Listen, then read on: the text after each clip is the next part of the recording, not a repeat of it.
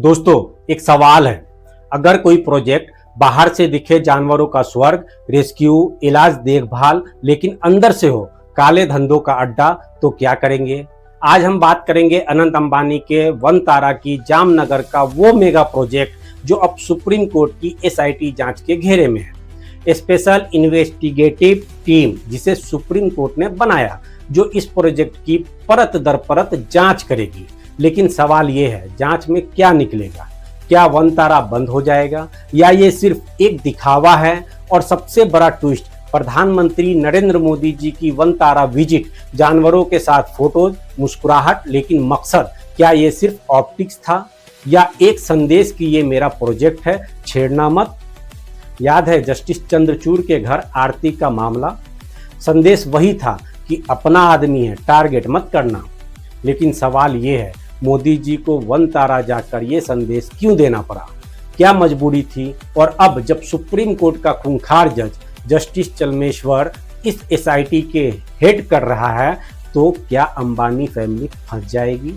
आज के इस वीडियो में हम खोलेंगे वनतारा के सारे राज, कानूनी उल्लंघन, मनी लॉन्ड्रिंग के आरोप और अंबानी फैमिली की मुश्किलें। सारी जानकारी the Guardian, Reuters, Business Standard, Down to Earth और विकिपीडिया जैसे सोर्स से है। अगर आप देश की राजनीति, बिजनेस और सिस्टम के डार्क साइड को समझना चाहते हैं तो ये वीडियो आपके लिए है। लाइक करें, सब्सक्राइब करें और बेल आइकन दबाएं। पहले समझते हैं वनतारा है क्या। ये रिलायंस का प्रोजेक्ट है जिसे अनंत अंबानी लीड करते हैं। जामनगर, गुजरात में रिलायंस की रिफाइनरी के पास फैला ये प्रोजेक्ट एक रेस्क्यू सेंटर कहलाता है। दावा, घायल जानवरों को बचाना, इलाज करना और जंगल में वापस छोड़ना। लेकिन असलियत, आरोप है कि ये रेस्क्यू सेंटर नहीं बल्कि एक प्राइवेट जू है जहां जानवरों को ट्रॉफीज की तरह कलेक्ट किया जा रहा है। हाथी, शेर, बाघ और विदेशी प्रजातियां ये सब वनतारा में है। लेकिन सवाल ये है, इन्हें लाया कैसे गया? 1972 का वाइल्ड लाइफ प्रोटेक्शन एक्ट साफ कहता है, शेड्यूल 1 स्पीसीज जैसे हाथी, शेर, बाघ को रखने के लिए चीफ वाइल्ड लाइफ वार्डन की परमिशन और ऑनरशिप सर्टिफिकेट चाहिए। लेकिन आरोप है कि अरुणाचल, असम, महाराष्ट्र और साउथ से हाथी उठाकर लाए गए बिना परमिशन, बिना डॉक्यूमेंट्स। विदेशी जानवरों का मामला तो और गंभीर है। CITES का कानून कहता है कि खतरे में पड़ी प्रजातियों के आयात निर्यात के लिए परमिट और कस्टम क्लियरेंस जरूरी। लेकिन कई विदेशी जानवर बिना इनके भारत पहुंचे और वनतारा में कलेक्ट हो गए। तो क्या वनतारा सचमुच रेस्क्यू सेंटर है या कुछ और? कमेंट में बताएं आपको क्या लगता है। अब आते हैं उन आरोपों पर जो वनतारा को सवालों के घेरे में लाए। पहला, एनवायरमेंटल इंपैक्ट असेसमेंट EIA का उल्लंघन। 1986 का एनवायरमेंट प्रोटेक्शन एक्ट कहता है, किसी इंडस्ट्रियल जोन में ऐसी प्रोजेक्ट के लिए पर्यावरण मंत्रालय की परमिशन जरूरी। जामनगर रिफाइनरी इलाके में वनतारा बना लेकिन EIA 0। दूसरा, Prevention of Cruelty to Animals Act और कोस्टल जोन मैनेजमेंट नॉर्म्स का उल्लंघन। जानवरों के लिए स्पेस, मेडिकल रिकॉर्ड्स और एनरिचमेंट सब अधूरे। सालाना हेल्थ रिपोर्ट्स मिसिंग। आरोप है कि जानवरों को तमीज से नहीं रखा जा रहा। तीसरा और सबसे गंभीर आरोप, फाइनेंशियल गड़बड़ियां। FEMA foreign exchange management act और PMLA prevention of money laundering act के उल्लंघन। विदेशी जानवरों के इंपोर्ट के लिए पेमेंट्स हवाला से फंडिंग का सोर्स अनक्लियर। PMLA में ED सीधे पकड़ सकती है और जमानत लगभग नामुमकिन। आपको खुद साबित करना पड़ता है कि आप बेकसूर हैं। ये आरोप कहां से है?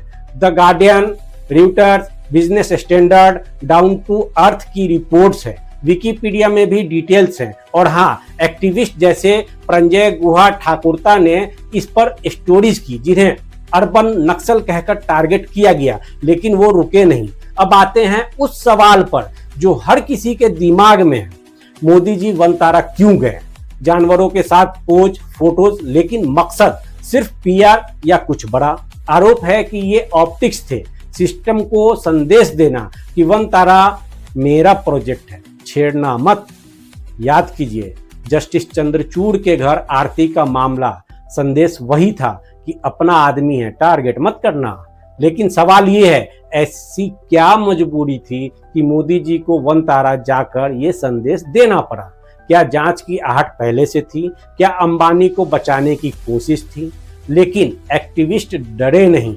कईयों की जिंदगियां बर्बाद हुई, अर्बन नक्सल का लेबल, धमकियां, फिर भी वो देश हित के लिए लड़ रहे हैं। और यही एक्टिविस्ट वनतारा के खिलाफ कोर्ट गए।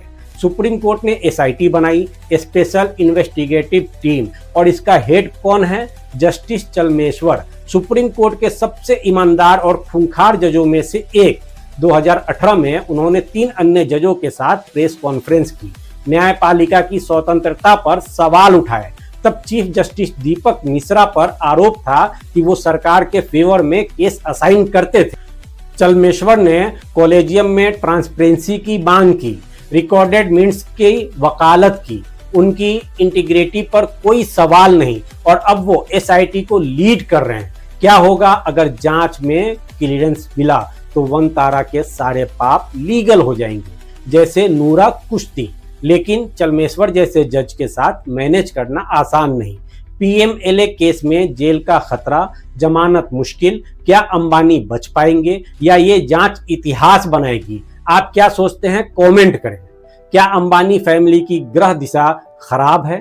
पहले ओआरएफ, ऑब्जर्वर रिसर्च फाउंडेशन पर आरोप कि इसने मोदी सरकार को गलत सलाह दी। लेकिन सवाल, ओआरएफ को टारगेट क्यों? क्या ये अंबानी को निशाना बनाने का तरीका था? सोशल मीडिया पर चर्चा चली कि डोभाल इसके पीछे हैं। फिर अनिल अंबानी, घोटाले, वारंट्स, ईडी केस, राफेल में ठेका मिला, लेकिन अब जेल की ओर। ड्रीम 11, अंबानी के दोस्त की कंपनी, जिसमें उनका इनडायरेक्ट पैसा, अब गेमिंग लॉ से बैन की कगार पर। क्या ये अडानी वर्सेस अंबानी का पावर गेम है, या सत्ता पक्ष के कुछ लोग अंबानी को नीचा दिखाना चाहते हैं? एक और सवाल, क्या वनतारा जांच सिर्फ एक टूल है, बड़े गेम का हिस्सा? कमेंट में अपनी राय बताएं। दोस्तों, वनतारा का मामला दिखाता है कि पावर और पैसा कितना कुछ कंट्रोल कर सकता है, लेकिन कानून और एक्टिविस्ट उससे बड़ा। एसआईटी जांच से क्या निकलेगा? क्या अंबानी फंसेंगे या सिस्टम फिर मैनेज हो जाएगा? जस्टिस चलमेश्वर जैसे लोग और कोर्ट ही उम्मीद है। सारी जानकारी the Guardian, Reuters, Business Standard, Down to Earth और विकिपीडिया से है, जिसका लिंक्स डिस्क्रिप्शन में दिया गया है। नीचे कमेंट करें, आपको क्या लगता है?